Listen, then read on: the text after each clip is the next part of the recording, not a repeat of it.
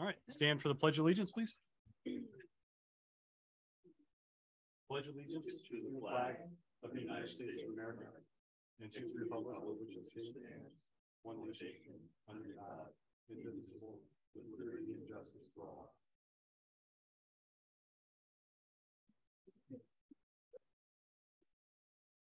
All right, thank you all for coming tonight. Guess we'll start off with emergency services. Looks like we don't have anyone from emergency services here. We'll move on to old business. Headquarters road bridge update.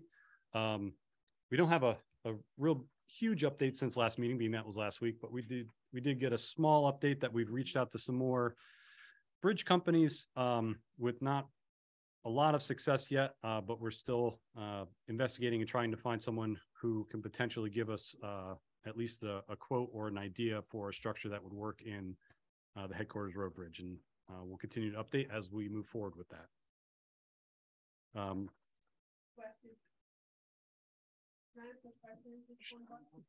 Sure. You come up to the mic.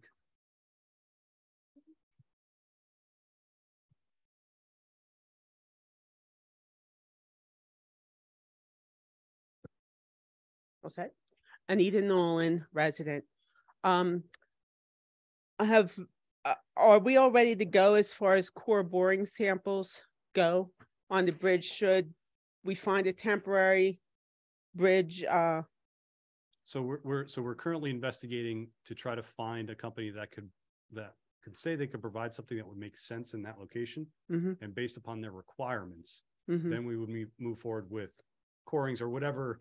Because every bridge is going to require something different or whatever that company. But there have been some done in the past. There right? have been. They were done in a format that were done for rehabbing or checking. So the out. River Keepers did some, and PennDOT did some. They're Correct? all from PennDOT. At least from what we have, they were all from. Well, PennDOT. Hasn't the River Keepers maintained for years that they've done boring samples? I think that they have stated that they have reviewed the same information that PennDOT acquired and had a different opinion of that information. So okay, I thought they had. Yeah, PennDOT would have had to given them approval to drill into the you would think, which right? You would think they would probably okay. Not have allowed. All right, fine. And I think they were present when PennDOT did its core drilling. Okay, all right. River Keeper was there. All right, okay. I just wanted to make sure they weren't stating in court that they had them and then did not have them. Yep. All right. Yep. And just as a note that, the different locations and different style borings would most likely have to be done for a temporary structure because that support would be in a different location than the existing bridge. So. All right. Thank you.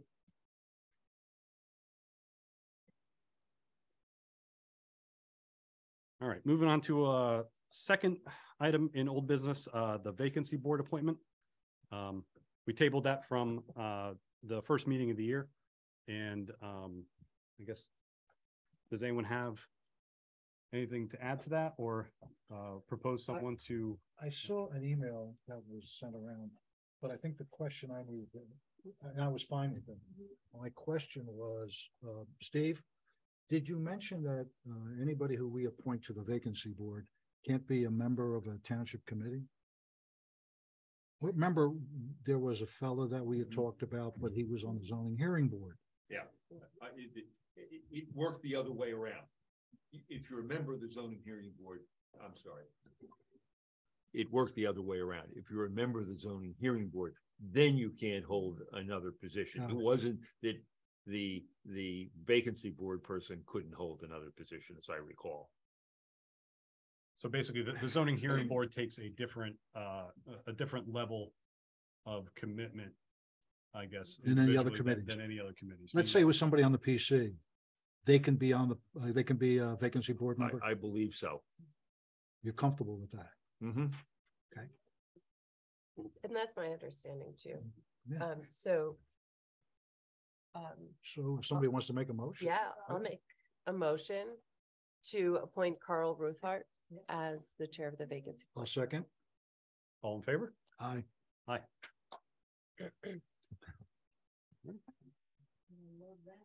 Moving on to new business, the Coalition Against Bigger Trucks. I guess we have a request for participation from this entity. And Eleanor, I think you have a little bit more info. Right, Back- so back in October, I believe it was, the regional director of an organization called the Coalition Against Bigger Trucks sent an email to, I believe, all three of us and possibly our township manager as well, asking for an opportunity to meet with him and see if we'd be interested in signing on to kind of their petition that they're circulating. The petition is to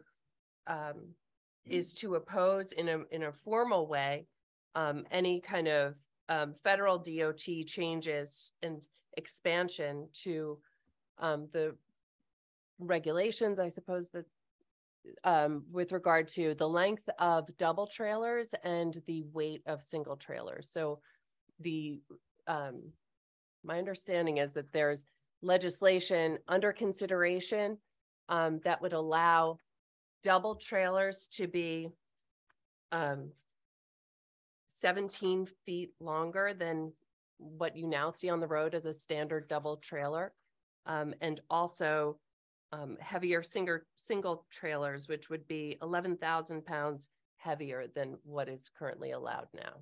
So the reason why the regional director of the Coalition Against Bigger Trucks had reached out to us is because we're in Bucks County and our congressman sits on the transportation committee. So this legislation would come through his committee. He had circulated, he being the gentleman from CABT, had circulated a list of municipalities in Bucks County. Many of them, but not all of them, are in Bucks County, as well as municipal police departments that have signed on to it. And that is 4 pages long, a list, just a straight list of Is this So only I for don't have local the- roads, Eleanor? I'm sorry. Is this only for local roads or So- state roads or? So it's for the national network. These trucks would be then allowed on the national network. And my understanding, and I've not done a ton of research, but my understanding is that when trucks are allowed on the national network, they're also allowed to access state and local roads to give reasonable access to the national roadways. Right. So it would certainly, I mean, I think 611, we would see them. If they're allowed on the national network, I think 611 would be a way that they'd be getting on and off. Okay. So. Yeah. Wait, Jim, I think there's got to be a motion and then a discussion I think that's how the process is, but I could be wrong. I mean, if Eleanor, So- you're done, if we want to, I believe that they're requesting us to be part of a letter that they are going to include with a whole group of everyone who's already signed on to be a part of that letter, not necessarily make a resolution for ourselves. Correct. So we would just sign on as the township, and perhaps we would ask our chief of police if she would, consider signing on as the police department. And then my final question is, so let's assume that this happens, and I agree that the wear and tear on our roads, trucks wreck our roads. There's no question about that, the heavy trucks.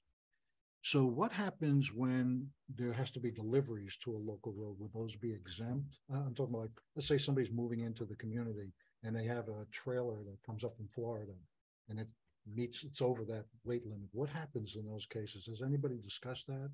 Is any in that information that you have that talks about that? If the truck Well- exceeds if Yeah. the truck exceeds the vehicle code and somebody catches it, gets a fine. Just about that easy. There are provisions for bonding roads for heavier truck traffic, but that usually has to do with mining operations and that sort of thing. You wouldn't, a moving truck wouldn't apply to bond a road to bring in Aunt Mabel's furniture. I think that we'd be, I think possibly, I don't think we've ever seen any double trailer for deliveries for local stuff. And I'm sure that we would probably see a heavier load every now and then, but not related to that particular, because I'm pretty So sure this is only for double trailers? I thought it was also for heavy weight. it's as I read it, as Eleanor stated, Mhm. it's for increasing the size of double trailers, the length, not the Oh, weight, okay. weight Got it. increase. And Okay, then- so it's got there- nothing to do with the single there's trailer. but the also- heavier weight. The Yes, increase in weight and- of a single trailer. and increasing that from 80,000 to 91,000 Okay, pounds. so but currently it's 80, so that's not the problem. Right. Okay. Yep. Thank you. Mhm. Okay, I think. Anyone want to make a motion for, So I would make the motion that Tinicum Township sign on to the letter that CABT plans to send to our congressman. I would second that. And comment? From the public, discussion? Come on up.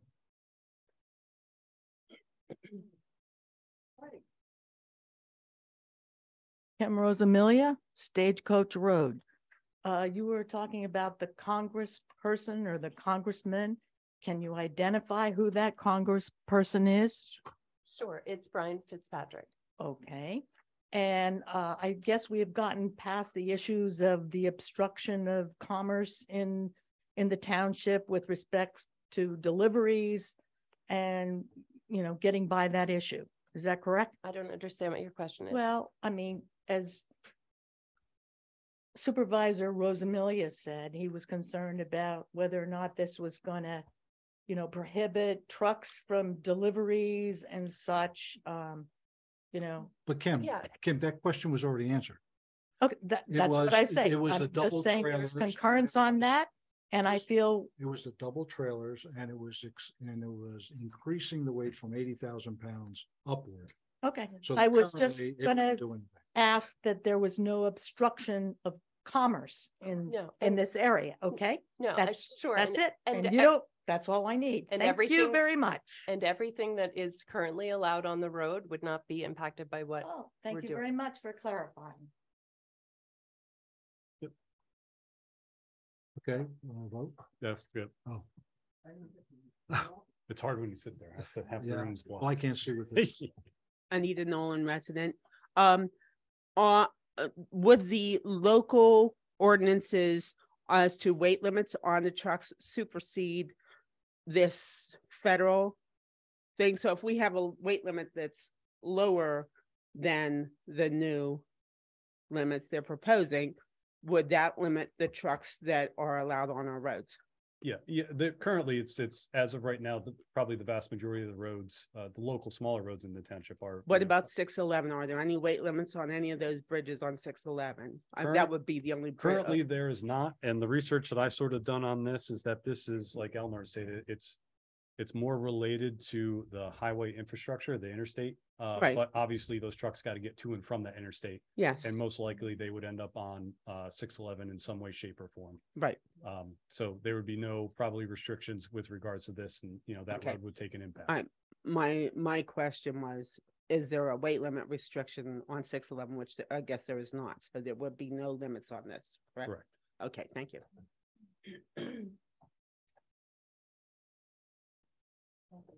Any other questions, comments? All in favor? Aye. Aye. All right, moving on to the Environmental Advisory Committee presentation for Integrate a Good Program. I guess, do we have a representative? Cindy Gasparri. I'm representing the EAC on two requests to the Board of Supervisors. The first one is about the plastic bag collection. And Sasha Hall found a group called, I'm going to read it off of her email because this is Integrate for Good. And the organization collects plastic bags and then they weave them into mats for homeless people. So Sasha would like to set up a collection bin at the township for the plastic bags, and then she will deliver them to the organization. Cindy, excuse me. So there's these collection bins, regardless of whether it's at the township or maybe in the firehouses or something like that. Who, this independent group picks up the plastic bags, is that correct? They are willing to pick them up, or Sasha will make sure that she takes them to. Okay, The but group. my question again is, how do we know they're clean enough to be picked up? You know what I mean? You wouldn't want somebody going through this bin and people are throwing trash in there and everything else. Is there some method or procedure that's being used to ensure that it's plastic bags? Well, we're gonna have to plastic bag? educate the public.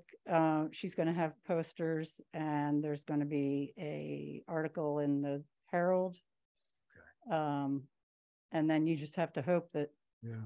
that's what goes into the So if it bin. doesn't work out, then you can always cancel the program if it becomes a real nightmare.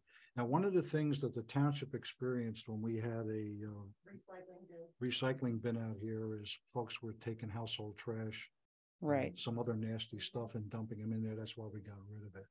So I wouldn't be in favor of having that bin back out here. Well, I guess, based on that, what type of container, do they typically put out, or, you know, what type of receptacle would be used for this? Is it like a cardboard box style for like small pickup, or, you know, what does that look like, or do we know? Sasha was hoping to use one of the leftover barrels of our excess barrels that we. Okay, so typically a small container. Mhm. So you could even Not a use- dumpster. Yeah, because I know that was, I And- was gonna bring that up yeah. as a concern in the past. Yeah. We did have an issue, but that was a, you know, It was a standard, dumpster, yeah. dumpster that, you know, was- With the firehouses, has anybody asked the firehouses if they would be interested in participating? in She was this? gonna ask the firehouse as Oh, well. good. yeah, because maybe we could get 3 pickup locations at the 2 firehouses and possibly here too, if they're, you know, smaller containers. And Mhm. is there a runtime for the pickup? Like, does it run from, you know, date to date? I think it'll run from when it gets filled. And then for the Earth Day Fair that we're planning, we're going to invite that group to come and have a demonstration of the weaving. And also ask the public to bring their plastic bags that day as well. So So it's going to be a learning curve. here, it'll be too. a learning curve to Got see it. how long it takes to fill a barrel. And with regards to just for question for the plastic bags, is it your typical like throwaway small grocery plastic bag, or does it include different They Yeah, like materials. grocery size, single-use bags. And apparently they prefer Target and liquor store bags because they're heavier. Yeah. So the fruit bags, the fruit plastic bags are probably not ideal because they're really thin. Right. Got it. Okay, so like your standard grocery bag, single use. Okay. And I think all that information will be on a poster that would be next to the barrel outside. So hopefully people would pay attention to what it says. Okay. I mean, that's the part we, can't control. And if it turns out that it's a problem, we'll If have we to remove stop it. the program. Okay. All right, I guess we could vote on, I guess it'd be 2 things. Number 1, letting the EAC, move forward with this and trying to get the firehouses involved. And then second would be, having one of those containers here at the township building. So I'll make that motion. There's hand raising. I don't know what's going on. Yeah, yeah. Okay. All right. He just made a motion. Yep. Sit 1 second. So now we need a second. I'll second. Okay. Now we have discussion. Okay. Kelly Kendall resident. Yeah, you have to come up here. Yep. Kelly Kendall resident, Irwin Valley Way. I have a big concern with that because if it's outside, I pick up so much trash in this township. The bags are light, airy. If they're in a little container, they're going to be flying around this whole township. And again, I pick up that trash all the time. Well, maybe So just a concern. that It would it's a- need to be inside, I would suggest. let's say inside, you bring up a good point, or possibly, A cover for it of some sort.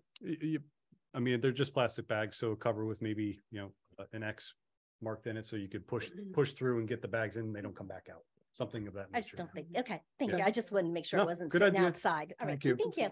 And possibly, I'm sure the organization that runs this probably has various ideas. Any other comments, questions? Real quick. Tim Cashman, resident.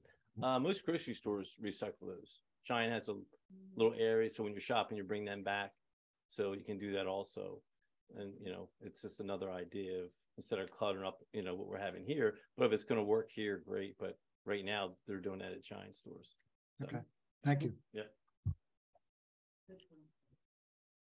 I just want to say they don't do it for this particular organization though, Oh, the grocery store. Just general recycling. Right. They mean public parking. okay. All righty. Okay, So you have a motion, there's a second? all in favor? Aye. Aye. Thank you. Yes. Yeah, it's a joint. I guess. Cindy, back. again, back to for the EAC requesting an April event at the Osville Community Park. Yes, so we had our first Zoom meetings this weekend to do some preliminary planning so we could come to the board and request that you approve and support us for an Earth Day Fair festival. It's going to be on Earth Day, which is a Saturday, April 22nd from 10 to 2. And the rain date is Sunday from 10 to 2 the following day. We are hoping to get vendors at the fair, such as solar companies, electric car dealers, farmers, those businesses, those local businesses that promote environmental causes. And we will have some activities for adults and children and educational materials. I guess the well, it's pretty quick. 3 months from 3 now. months. So I guess the one thing that I know that we have, as you know, I think during the Halloween extravaganza, I think the office played a big part in helping get that running. We run through audit season this first quarter of this year, and so the office is going to be pretty bogged down. I probably won't be able to put too much help into this, so just want to make sure you guys are organized and you're sort of self-sufficient on this. And We have a Google Doc already generated with a timeline and deadlines. As far as the first thing we want to do is get your approval. And then the next thing on our timeline is to put together a letter of introduction and an application for the vendors that we're going to ask to come on board. There's not going to be a fee. Yep. And I didn't mention, it's at the, we'd like to have it at the Tinicum Community Park. yep, assumes as much.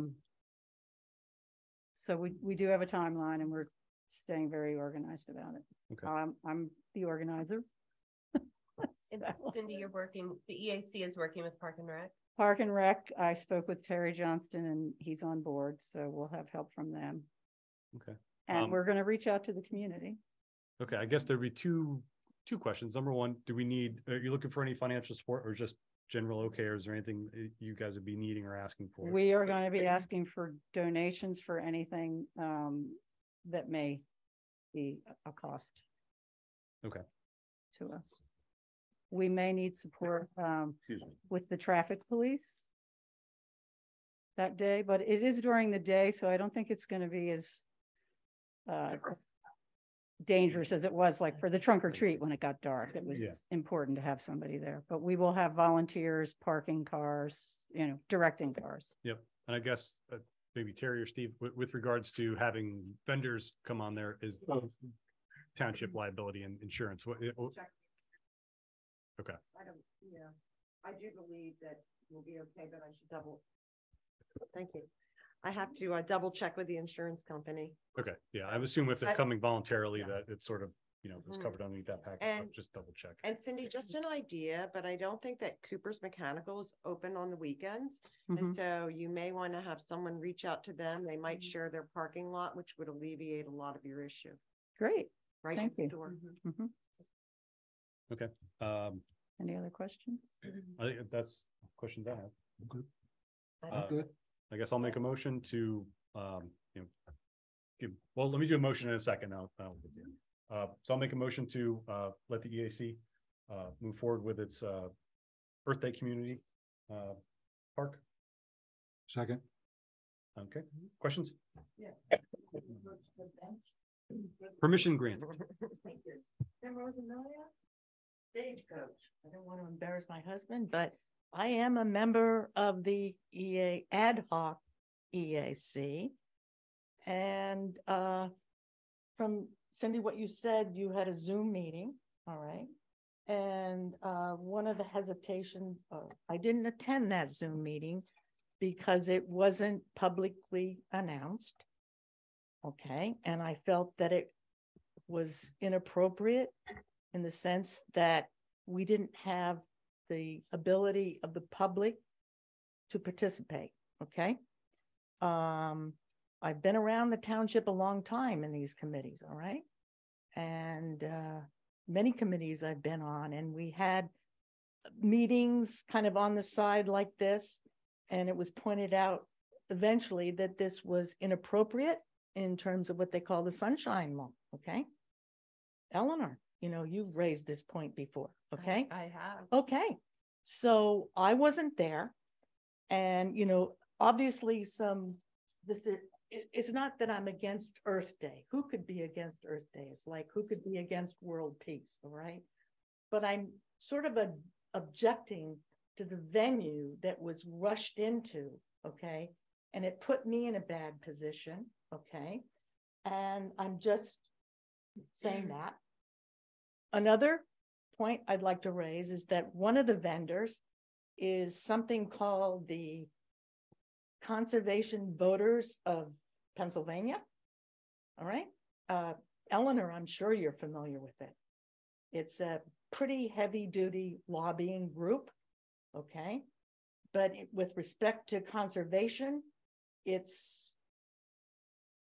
I'm a scientist, environmental scientist. It's a joke. Okay.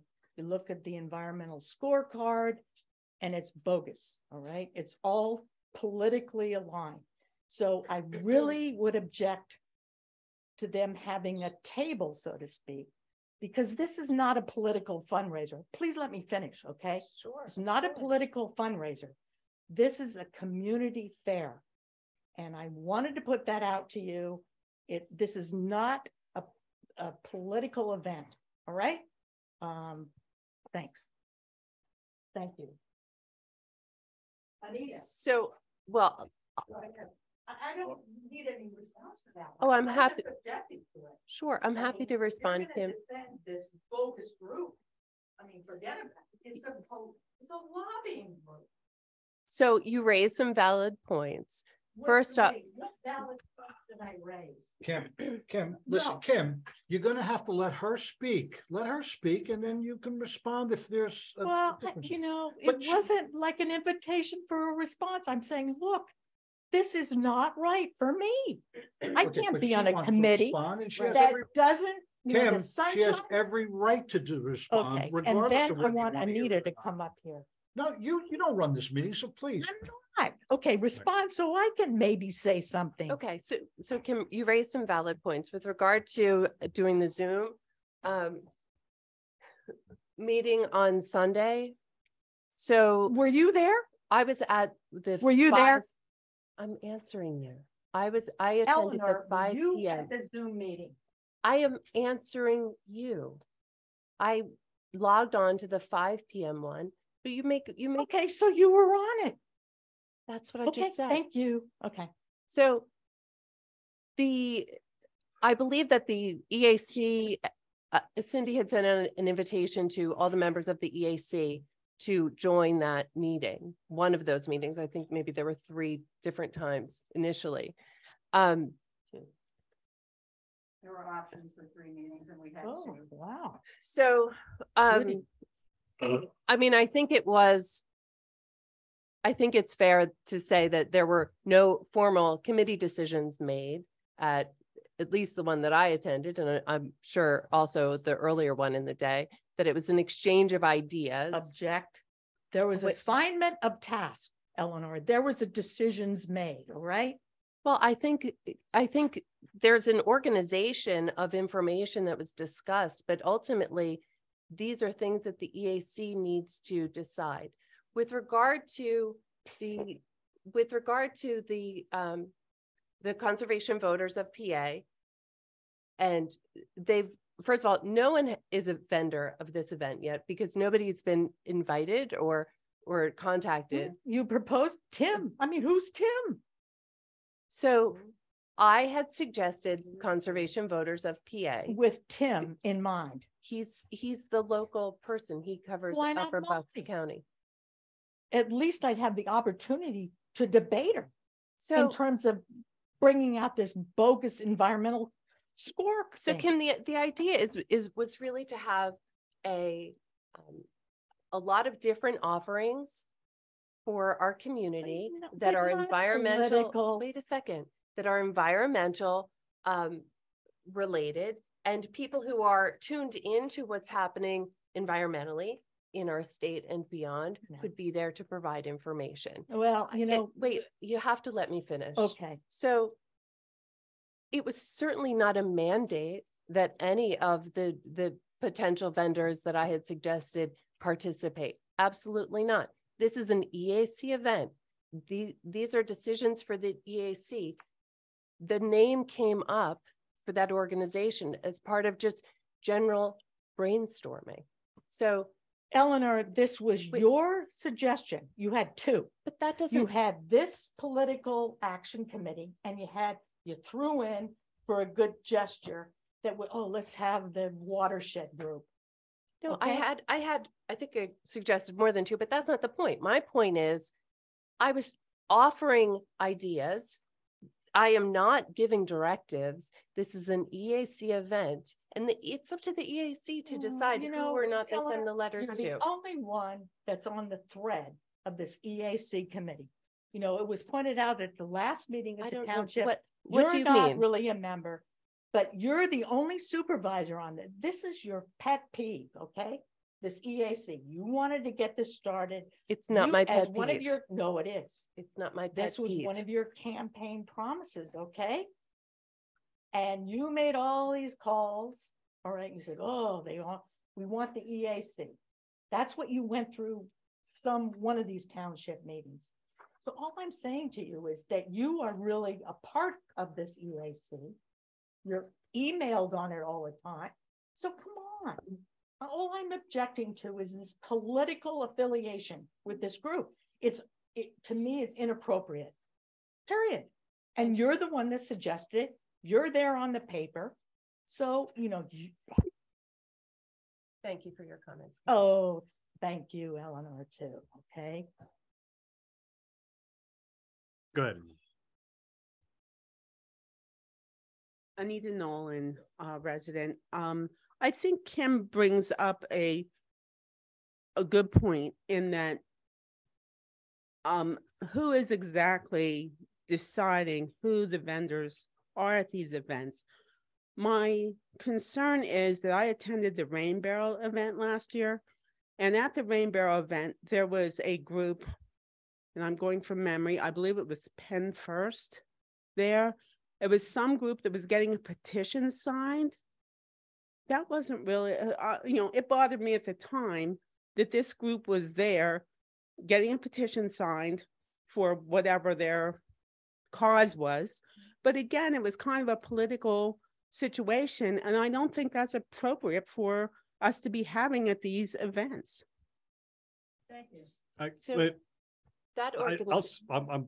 Can I say one thing about the political? So regardless of what we got, I think the one thing that everyone's got to understand, regardless if you like it or you don't, of whatever organization, if they show up on their own accord, with regards to anything that is a public place, the Tinicum Park is a public place. How did they know about it? Regardless of how they know about it, if you like it or you don't, regardless of what group would come in there. And we've made the point about this building being used for things other than township business, specifically for that point, that we don't have people using, if we open it to the public, we got to open it up to everyone. That's a public park. So we can't restrict who goes up there, regardless of what event is going. So you just got to keep that in mind. Township sponsored event. Yep. So that's not to say that we don't have to invite people, but we can't stop them from showing up. Just understand that for anything in going forward. So, Anita, the organization that attended the Rain Barrel, I believe it was Penn Future. Okay, that sounds right. And I think they are a nonpartisan organization. If you look at their website, and I think they're always nonpartisan. 501c3 versus the C4. I'm not quite sure, but I think they are a 501c3 and they're nonpartisan and they're just focused on environmental I think issues. the River Keepers are nonpartisan too, actually, supposedly, but not, not in fact. Thank you. I guess that it brings up a couple of questions for me. For number one, this is somewhat related to this, but somewhat not. For the EAC, for potential future projects, we have, some indication that there was a meeting that wasn't really a meeting that had happened. But how do we, as the board, want to, for an ad hoc committee who's somewhat asking for solicitation for ideas for projects for them to do, sort of from themselves, and then we okay them as we go forward? How do we want to get those ideas to us to then approve or pick from a list of ideas to go forward? I think the first thing we should do is, I think at the last meeting, we talked about writing an ordinance or putting together an ordinance to proceed with an EAC rather than an ad hoc. So I think we should get that done quickly if we can. That's number one. Number two, I think on any of these programs, I think it should be, I'm not sure how to do it just yet. I got to think about it a little bit, okay? But I think it needs to be maybe vetted before, or we get some idea of what's going on at a public meeting, and then they can have a meeting on their own, come up with some ideas, and then come back to the board, where then we can take a look at it and say yay or nay to whatever it is that's being proposed, okay? So that's just my view. So I think it's a two-part thing. Let's try to get an ordinance done that explains, if we're going to have an EAC, what the duties are going to be. And second is, if there's some ideas that they have that they'd like to proceed with, they have their own meeting first with the public, whatever's advertised, whatever it has to be. And then whatever they decide, then they come to the board, and then we can make those kind of decisions. Yeah. All right. I guess, because again, I don't want to necessarily, I understand the comment and the concern with regards to the meeting.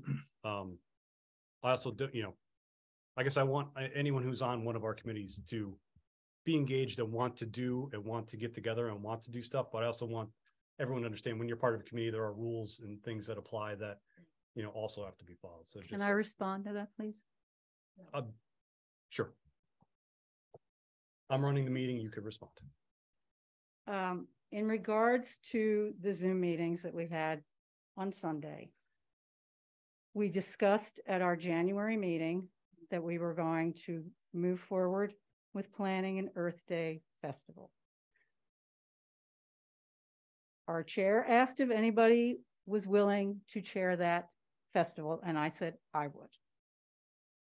We then discussed at our meeting, and Kim wasn't at that meeting, that we needed to move quickly because April was going to come along before we knew it.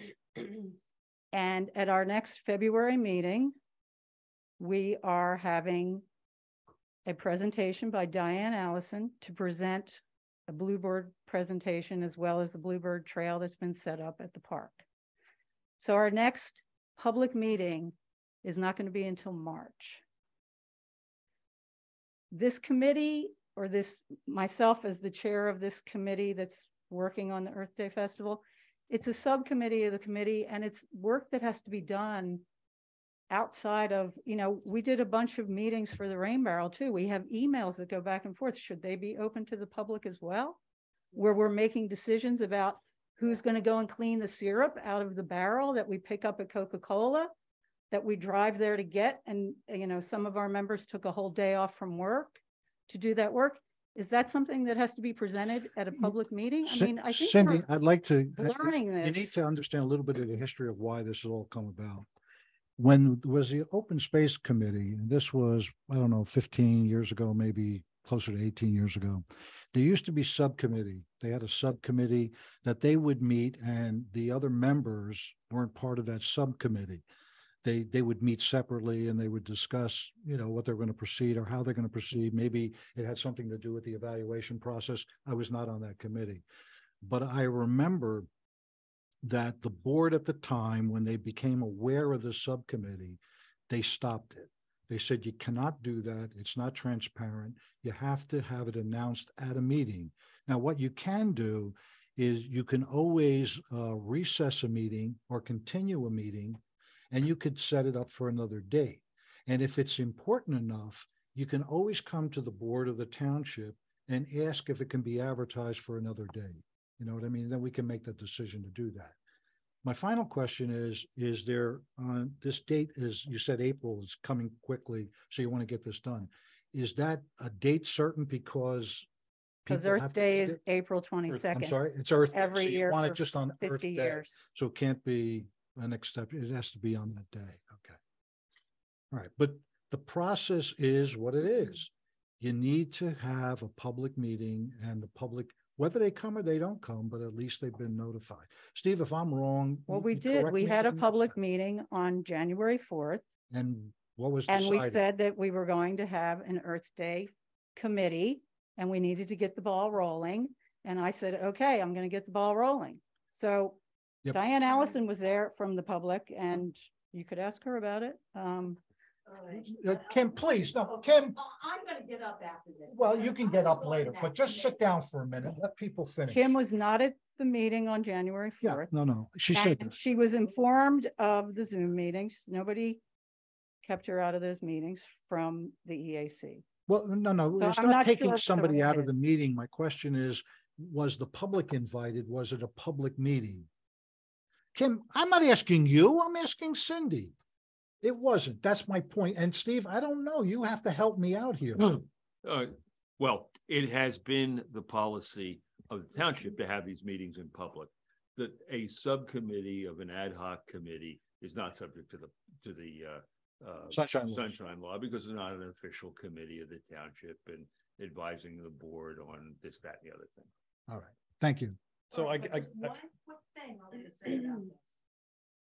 Because I've been around a long time. I was on that committee. At that time, it was the Open Space Committee, all right? And what we called it was the Executive Committee. There was 4 of us that met on the side because we were the ones that were really doing all the work, which typically happens in a committee, okay? Right. And it was brought to our attention that this is not the right thing to do, okay? It's against the sunshine. Well, Steve already answered that, Okay, but so that, all I'm saying to you is even though this is an ad hoc committee that's not really, technically maybe, under the sunshine law, I would think that Supervisor Breslin, who has been pressing for a long time about these sunshine law issues, would be sort of astute to it. And the fact that we want to become a bona fide committee, she would be aware of the perception there that maybe it's not really right. Okay? All I'm saying, finished.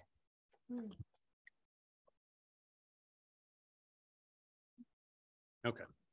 I guess one additional question with regards to one of the comments that got brought up with regards to doing a township event in a community park when the township is the sponsor in this case, and we're inviting vendors or, guests to come.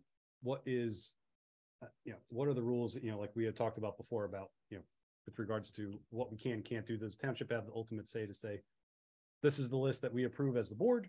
I think the township has, I think the Board of Supervisors has the ultimate authority to approve the quote guest list. Yeah.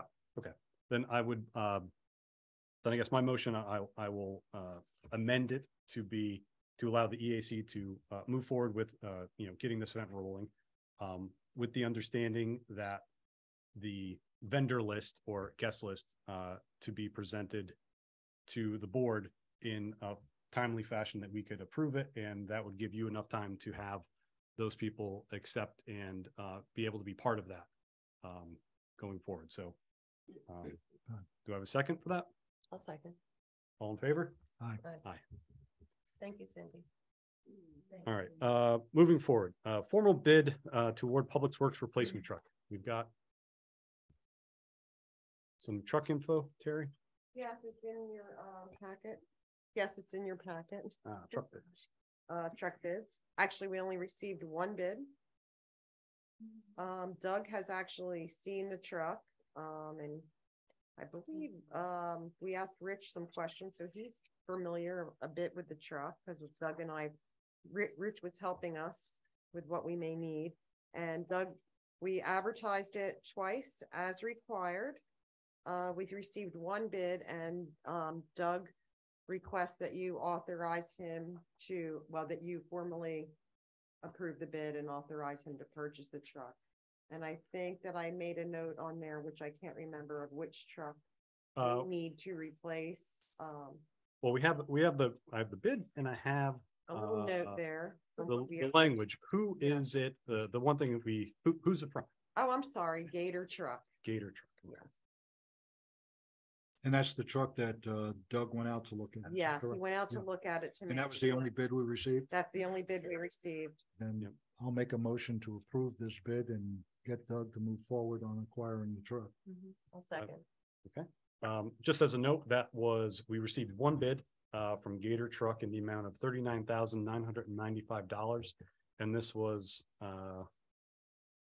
for a 6-wheel 2004 newer 33,000 pound gross vehicle weight dump truck with a snowplow frame with the mileage less than 110,000 miles. All in favor? Aye.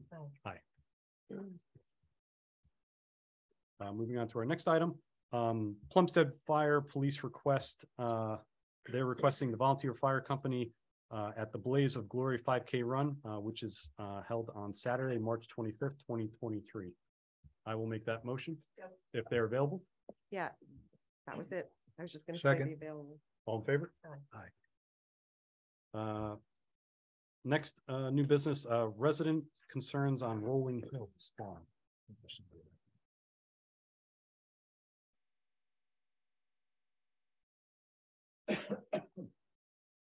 Hello, everybody. I'm John Kelly, and this is my wife, Kelly. We live at 10 Irwina Valley Way in the Rolling Hills section of the township, right across from the Volunteer Fire Company. And we have some questions and concerns about our homeowners association. Mark Hankin is the president of this, and we have a meeting each year, once a year in December. And there's a lot of talk going back and forth on who's responsible for a lot of these things, whether it's the township or if it's, our own association. Just as one example for that, if we have trees that are growing, nobody planted them.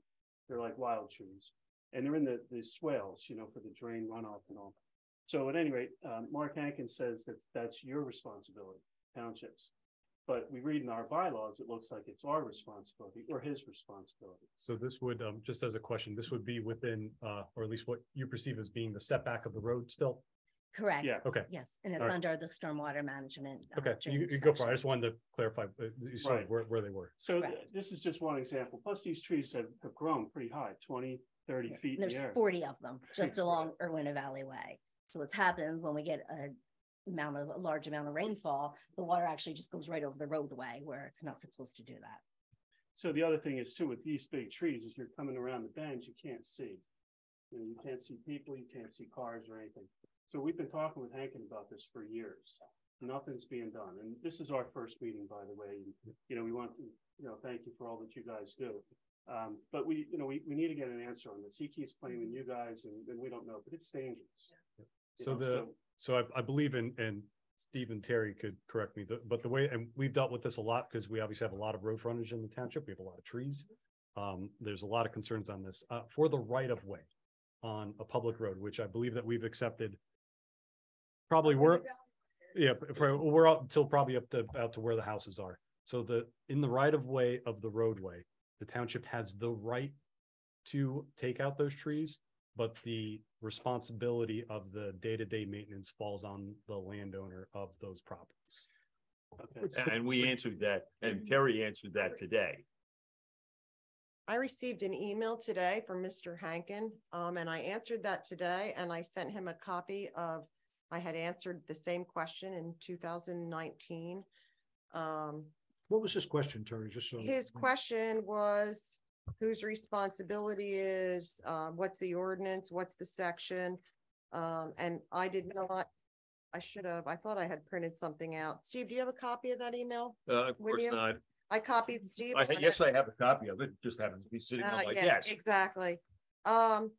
So it is the property owner's responsibility to maintain their property. Yes, we have the right of way, which allows us an easement on it. But it is the property owner's responsibility, just like a driveway pipe or anything, to maintain the clearance of the ditch. But I think what John was talking about is you have a homeowners association. Correct. Correct. And while it's the property owner's responsibility, does that fall to the homeowners association to do that for all of the property owners? Steve, that really would be a question for you. I think. Well,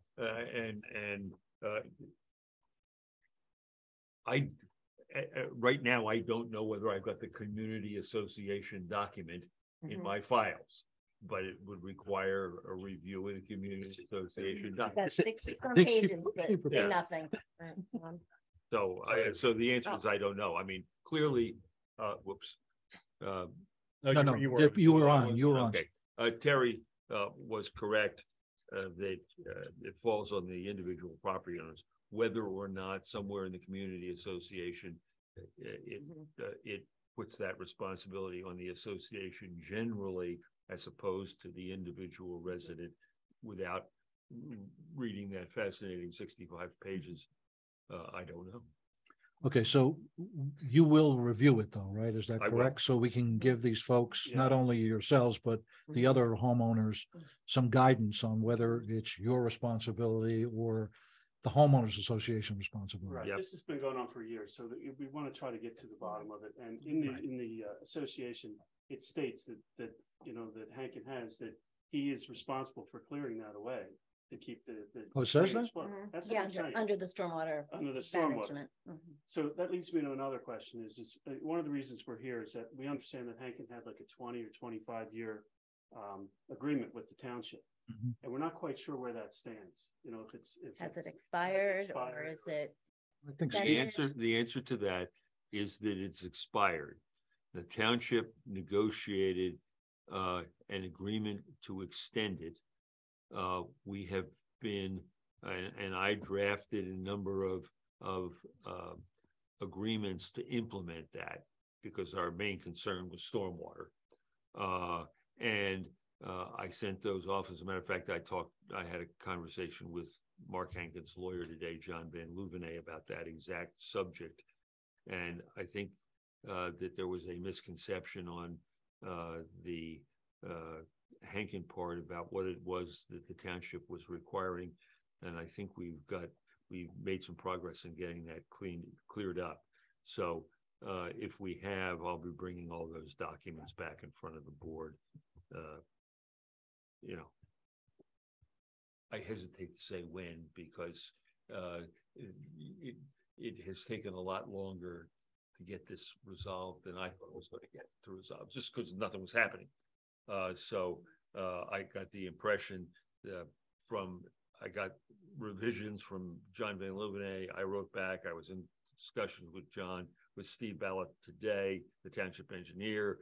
And then I talked to John, and I think we're on the home stretch, I hope, of getting those documents resolved. Okay, so some of the other documents that are on there require that the minimum size square foot of the houses up there is supposed to be 4,000 square feet.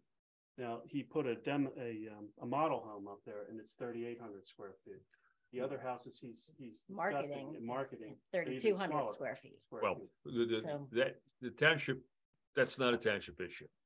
That's a homeowners association. If there's an issue of what size homes he's building between the existing homeowners and and these projected homes, that the township isn't going to enforce that. That's not something the township is involved in. But was that something that Hankin in his original agreement said to you guys and say, hey, listen, I'm going to build these bigger houses, you know, give me all these concessions.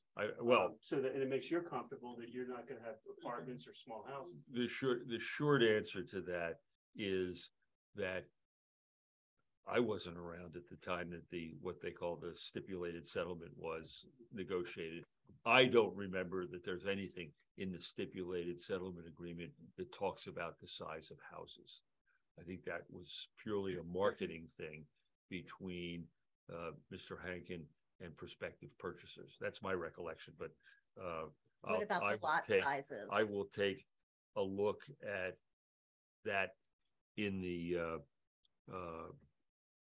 when at the same time I'm looking at these homeowners association docs. And can you also clarify the lot sizes during that time when this negotiation's taking place with this new agreement? If that lot size has been made smaller? I don't recollect that in what what was being discussed reduced the lot size. The issue was the impervious surface coverage. Yeah. That was the big issue. The agreement had it at 20% impervious surface, and the current ordinance would have reduced that to 15%. I have no recollection of any negotiation regarding lot size, and I have absolutely no recollection of anything regarding house size. Okay, so you think it was just impervious? I remember impervious was one of the issues. Of course, I wasn't around or involved in that agreement. I don't even think we lived in the community at that time. But I thought the lot sizes, I thought part of the agreement was there were a few lots that were reduced in size. I could be wrong on that, Steve. But when you look at that, would you take a look and Yes, I will. pay special attention to that? May I ask a clarification question? I don't know, are you asking if the new agreement changes lot sizes, or are you Yes. asking, yeah, so the original subdivision was approved for all sorts of reasons. And I think you were answering what was negotiated back in '96. They're asking if the stormwater situation, and I don't remember this board or any time during this where anything changed the subdivision plan and reduced lot sizes. You were talking about back in '96, but their question is recently. Yeah, that's what I was saying. I don't Right. think that the negotiations that occurred, now it's been like 3 years ago, 3 or 4 It years didn't ago. change the subdivision plan where the lot sizes Right. are set. It was strictly about, do the new ordinances apply now, or Correct. will we allow the 25-year ago ordinances that govern Correct. all of the building Yes. to still continue into the future? Right. That's what I need clarification on. Okay. I will do that.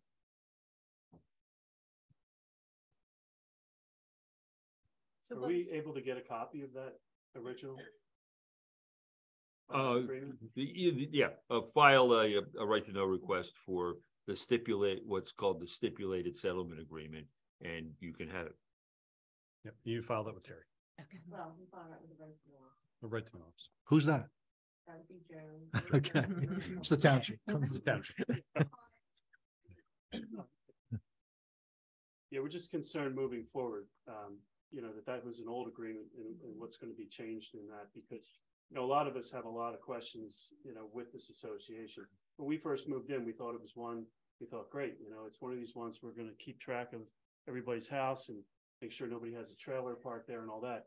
Now, Hankin just said, on our last meeting, that it's not really that kind of an association. It's basically all he's responsible for is maintaining the open space and the stormwater. Architectural review. Architectural type thing. And that's it, and we were all saying, hey, that's kind of news to us. But he also made a mention that as a land developer, like he likes to be called, and he wants to build houses up there, that you guys made him, to take care of the storm water and all this other stuff and have an association. So it's kind of frustrating for us that, as part of his business, this is like a cost for him to take care of all this property, but yet we're the guys paying $65 a month. And Hankin doesn't pay any money for all the lots that he owns. So you can see we're none of us are real happy about this whole thing. And of course, we don't have a say in anything because he owns 51%. Right. So, here we are. Yeah. So anyway, we just want to make sure that going forward that these things are cleared up. I have 3 things to look at. Who's responsible to cut the trees and the swales, and did the township reduce the lot size or agree to reduce the house size? I will look at them. The answer is I don't know the answer to the first one without looking at the homeowner's doc, and the 2 others, reducing the lot size and the home size. To the best of my knowledge, we had nothing to do with that, but we'll take a look at it and confirm it. And also, am I able to get a map of the open space noted in the neighborhood. Did you have that, Terry? Like, so where the open space sections are in the Rolling Hills? Yes. All we have, I don't have anything small. Okay. I do have large plants you could come in and Okay, take a fine, just photo take of, some but pictures. I don't have Okay, that's anything fine. small. I mean, I can look, but. And is the association responsible for the care of the open space, or is that It's not township? the township, so I don't know. You know, if your agreement of homeowners, we're not involved at all, right? So it's either you or it's the leader of the homeowner of the owner of the open space, right? I would assume it would be your homeowners because it's open space, but I'm no attorney and that's something you'd have to read in your own homeowners. Did he agreement. conserve that open space by any chance? He You- deed Well, that's That's not one a- of my questions, He yes. deed restricted certain areas, and that was part of the 1996 subdivision. So who owns that property? He still owns it, but it's deed restricted. It's not owned by a conservancy, and I don't know if it's owned by him personally, an LLC. It's, So in other but words, when he sells that whole property up there, he's selling that open he space. could sell the open space as well, but So I'm not an attorney, so you No, that's kind of need okay. to ask your own attorney this. But as far as I know, open space can be sold, but it doesn't mean anything can happen with it. It's open space, it's deed restricted. Well, I mean, again, it I falls can't back- did I say that the right way? Yeah, Steve? I I'm mean, not sure. I can't imagine somebody's gonna just go buy a chunk of open space and have the responsibility of maintaining it, but who knows? But it's not owned by the conservancy, And it's not owned by the township. correct? Have you looked to see if it was owned by the homeowners association? No. No, we're You- not, you- you know, again, we're Yeah, just starting this whole starting this. conversation. It might be part of the homeowners Yeah, that's association. You my may want guess. to take a look at that. Okay. Because in perpetuity, the homeowners are eventually gonna have to take care of that deed restricted property, you know, to keep. Well, we are. You Well, know, I know That's that. what he says our money goes toward that in accounting. Yeah, we pay $65 a month now, and on the spreadsheet, it's not funny, but it's kind of funny. All we pay for, and I complain about this every time, is about we pay accountants, lawyers, and insurance companies. That's all listed right there, and there's a little maintenance thrown in there. You know, but we take in $20,000, $28,000 a year, and miraculously, we spend exactly that amount. You know, and it's just very frustrating. There's no benefit whatsoever. So it's just, we're frustrated about it. We want to get to the bottom, make sure everything is Yeah, going. just want to know forward. who's responsible for what, because he's throwing everything on the township. Yeah, so we want you guys to be aware of that. Thank But you. we also want our neighborhood to look a little nicer. Yeah, And your meetings happen once a year? Yeah. yeah. And he can't, has them down in Philadelphia, so none of us can go. And we're supposed to get meetings meeting minutes every meeting, once a year, but we never get them. So this time we just requested and we're staying on him, you know, constantly. Cause Mark, you know, he's getting older, his kids are trying to get involved in it and yeah, it's kind of a mess. It's rather frustrating, but I mean, we love it up here, you know. Yeah, it It's is. just a champagne. Unfortunately, problem. It's homeowners not picking- association agreements and you know. the township are separated, and that's. Had I known, I would have never moved to an HOA. Yeah. Thank you. Thank you. Thanks for your time. Thank you. Anita Nolan, resident, you might want to check with your title insurance company and ask them if they have a copy of the plan, and the survey, et cetera, and it might show you the open space on that. It's probably the same thing Terry has, but they may have it in their search when they search the property, just a suggestion. And I will look to see if I have anything smaller. I'm not sure that I do, but I'll look, but I if not, you can come in and look at the big. Big picture. Yeah. All right, moving on, regular business, minutes of December 20th, 2022 meeting. So Wait, that should be. That should be, Sorry, January 9th. that should be January 9th, 2022 I meeting. looked at that. I apologize. Yep. So I'll make a motion to approve as written. And I make a motion? I'm making a motion to table this. Okay. I But you didn't have a chance to review it. and when I did hear this evening before the meeting started, I spotted 5 minor typos, but they might as well be correct. We could table it to the next meeting. If we can minutes. Fine with me. Okay. It was only a week ago, and so everybody Yeah. kind of rushed. Quick. All in favor? The table. I guess, do we need to vote on that? We'll just table it. Just table. Treasurer's report and budget recap. The treasurer's report and budget recap for December 2022 It's on the bulletin board on the bulletin and in board. your packets Thank you. and soon to be audited. All right, I'll make a motion to It might be helpful if you just You don't have to make any. briefly says how it worked out for the year. oh, okay. So, Well, you go.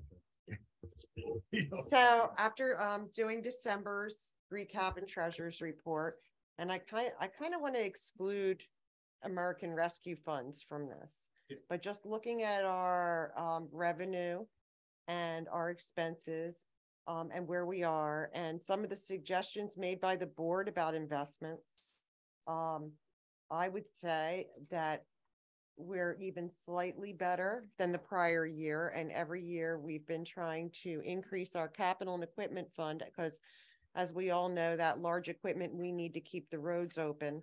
And for police equipment, which needs to be kept up to date, is expensive and important.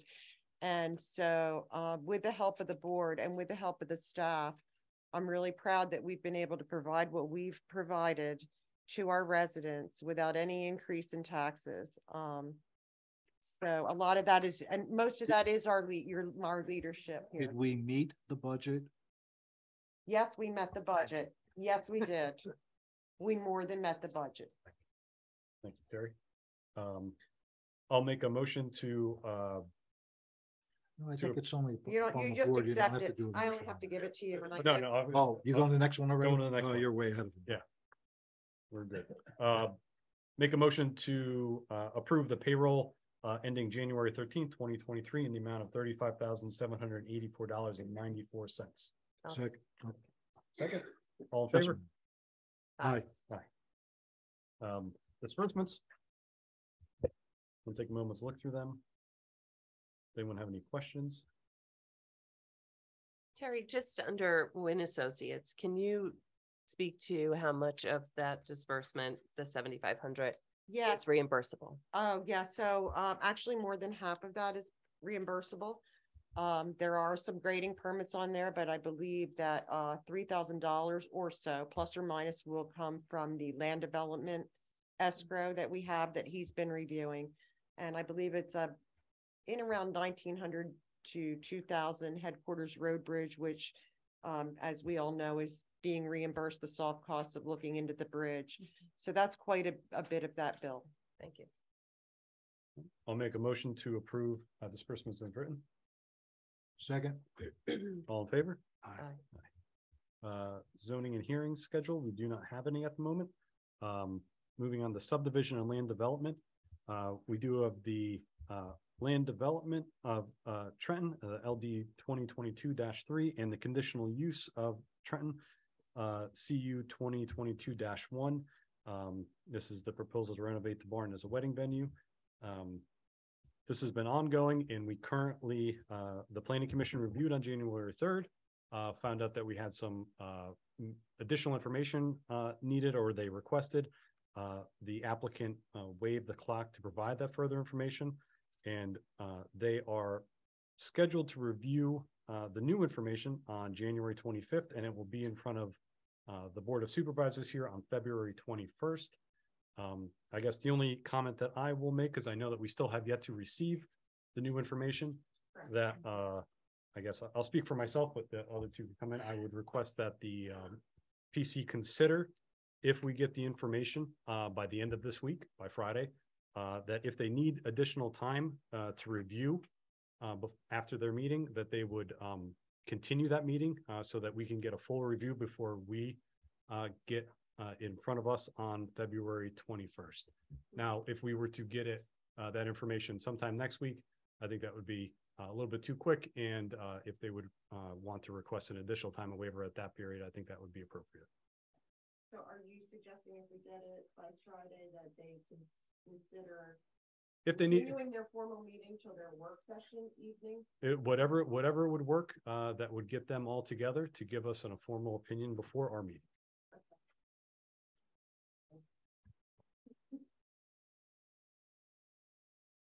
Moving on, public comment. Oh, I saw you. Tim Cashman, resident. On the headquarters road bridge update, what was that about again, Jim? I didn't quite get what we're waiting for. So we are continuing to reach out to temporary bridge vendors, manufacturers, suppliers, to see if we could get some information on something that would suit our span and height and stuff. And to date, we haven't really got very good information out, but we're continuing to look at various different companies and see if we could find someone who,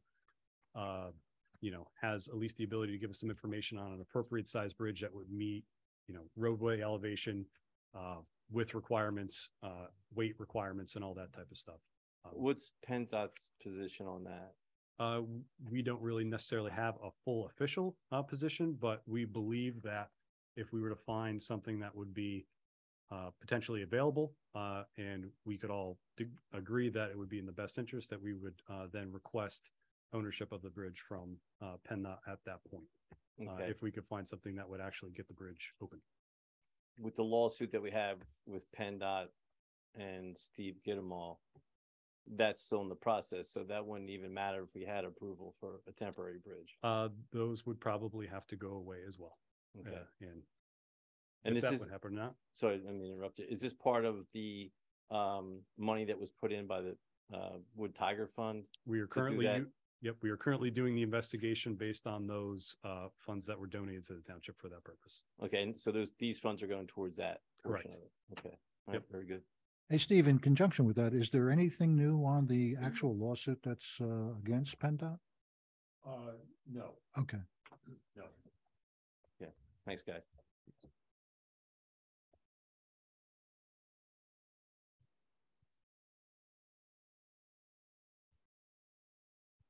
Tom Casolo, Cedar Hill Lane. Just a quick comment. I know there's been a lot of discussion here about getting Zoom up and running for the township.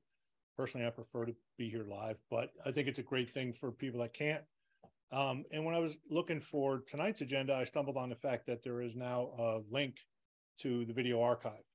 And I just want to say thanks and congratulations to Terry and Joan and whoever else did that. And I suggest that you make a little noise about it. I'm not sure other people know that. And I'm not sure, maybe putting something on the township website right up front, or somehow let people know that that's an option, if they can't get here or can't be here at the time of the meeting. Thank you. I guess just on that note, we are posting these on YouTube. That's how we're hosting these at this moment. And if anyone tried to get onto the last one, initially we posted that to YouTube as age restricted by mistake, which unfortunately means that you have to sign in with a Google account. But we have since adjusted that, so it is a free open view on YouTube now and going forward. And thank you, Tom, for letting me know the problem. Yeah, that's right. Yeah. We'll get demonetized. Any other public comments? Luke Sorensen, resident. I just wanted to discuss quickly our lighting ordinance. I think we have a really strong lighting ordinance. I just don't know. Well, first, I think one of the things that many of us love about the township is that no matter where you enter it from, things get a little bit quieter, a little bit darker. I think that's what really many of us love about it. I'm seeing a creep now with especially commercial lighting that seems to be not in alignment with our ordinances. Like I said, I think we have a very strong ordinance in this regard. Specifically, the service station at 611 and 113. I think this has been brought up before, but it's been going on for quite some time. So I went out, I have a light meter, and I measured at the boundary line for the right of way, and it's roughly 10 candle power, which is roughly 10 times what our ordinance allows at a right of way. And it would be something like 40 times what it would allow at a residential, in terms of light trespass. So I don't know where that stands. From what I understood, that there were some notices. There were some notices. I'm sorry, I don't mean to answer for the board, but if you could send that candle, your lighting things to zoning@tinicumbucks.org, Sure. that would greatly help. Now we did just get a new zoning officer, but your having a meter and being able to read it would greatly help our zoning officer with that situation. Sure. So that would be great. And in the future, just send it right over so we can have a heads up, and then you can come in and just ask me where it stands. And then the other thing is, we also including ordinances, without supervisor approval, commercial lights should be off at 10 p.m. I don't see that really happening anywhere. And including Vanderlilies, which I'm fully in support of, that they've been able to rebuild there. I think it's great that we have a local business that's profitable, it's there, they're able to rebuild. No problem with them being there, but they are non-conforming in that district for their use. With their new rebuild, they have a lot more lighting, and it's staying on all night. They are roughly only double as opposed to 10 times over the light trespass requirements. I'm actually surprised, given that they live right next door, that they would leave those on all night like that, but they haven't. Again, I don't know if they have their CO yet, if they're fully in. So it just may be something that zoning could look at. Maybe they just wired up lighting and they haven't figured out how to, initiate the auto dimming at 10. Because I think that the requirement is that there be proximity lighting. That can be the security option that they use, so that if someone is, going there after hours, that would come on at that point. So just something to bring up again. The light that was 10 times the normal, what, is that a residential property? It's actually 10 times. Oh, you already know. Okay. Yeah, it's 10 times onto the right of way. So on an abutting road, there's a certain candle power onto the abutting road. There's regulation for that, and then there's a certain candle power that can light trespass. My question was it a residential property or it was a commercial It's property? commercial, Got yeah. it. And I don't know. That's all I care about. Yeah, and I don't know what the one next door. I think it's also is a commercial. The gun place next. Just from a curiosity point of view, has any residential properties exceeded the readings? I don't know. I mean, those are the two that really the big offender is the gas station there. I don't know that there's any residential once I don't drive around my light meter. Well, you may have. I don't know. That's why I asked the question. Yeah, you have on other things like the signs. But those are the two that are the most obvious. And Vanderloo's lesser so. But I just thought while they're in their process of maybe getting some of their permits done, if they could just be politely reminded that maybe they can turn them off at 10 p.m. it would be nice. One other last thing is that the other municipalities around us have and added to their ordinances a limit on the Kelvin, the color temperature of commercial lighting, being that the very super blue white lighting that is becoming more prevalent, as they convert from sodium vapor to LED and things like that, it is more of a nuisance lighting. It's seen as that. So many other municipalities around us have added to their ordinances recently a 3,000 Kelvin limit to commercial lighting. I think it's something that we may want to look into, just because that real cool temperature it is more you read that as more of a nuisance than when you see a more of a candle type color. Yeah, I like that suggestion actually. Yeah, should PC take a look at that? That's what I just asked her to make a note. No, Yeah, I'd agree. Steve, I don't need a motion to ask the PC to look at it, right? And Luke, which municipalities have changed that? I know Wrightstown Township, Bucks County, just okay. did that. Yeah, and I believe Salisbury has one as well. Okay, thanks. But Wrightstown just did this fall. You said Wrightstown and who? Wrightstown Township. Solberg. Solberg, thank you. Okay, thanks, Rich. So, that's it. I guess I'd just like to point out that, like you did, if anyone has a concern about anything related to, zoning or whatnot, lighting or sound or whatnot, the You place don't to have go, wait till No, meeting. no, I know. call to the zoning, because that's our, Yeah. I just had, I would have done that, but I felt like I had enough little things that was worth, yep, no, appreciate it, just sort of pulling it together, yeah. distributing that Exactly. Yeah. our zoning officer Thank is here you. for that purpose, so. Thank you. All right, any other comments? Going once, going twice, I guess we have to adjourn, we have to have an executive after, Okay. So we're gonna have to adjourn for, an executive session, to talk about some, land acquisition. And then we will come back in the session and then, quit from there.